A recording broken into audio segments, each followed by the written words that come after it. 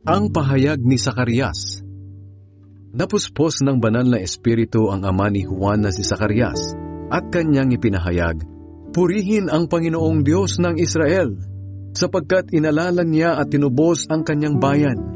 Sinugo niya sa atin ang makapangyarihang tagapagligtas mula sa angkan ng lingkod niyang si David. Ito'y ayon sa ipinangako niya noon pang unang panahon sa pamamagitan ng kanyang mga banal na propeta. Ipinangako niya na ililigtas niya tayo sa ating mga kaaway at sa lahat ng napupuot sa atin.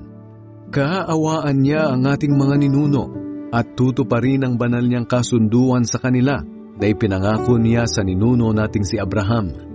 Ayon nga sa kanyang kasunduan, ililigtas niya tayo sa ating mga kaaway upang makapaglingkod tayo sa kanya ng walang takot at maging banal at matuwid sa kanyang paningin habang tayo ay nabubuhay."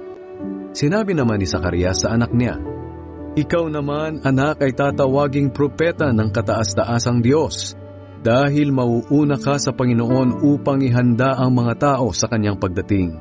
Ituturo mo sa mga mamamayan niya kung paano sila maliligtas sa pamamagitan ng kapatawaran ng kanilang mga kasalanan, dahil maawain at mapagmahal ang ating Diyos. Tulad ng pagsikat ng araw, ipapadala niya sa atin ang tagapagligtas upang maliwanagan ang mga taong nasa kadiliman at takot sa kamatayan.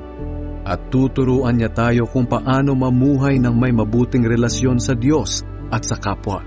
Lumaki ang batang si Juan at lumakas sa espiritu.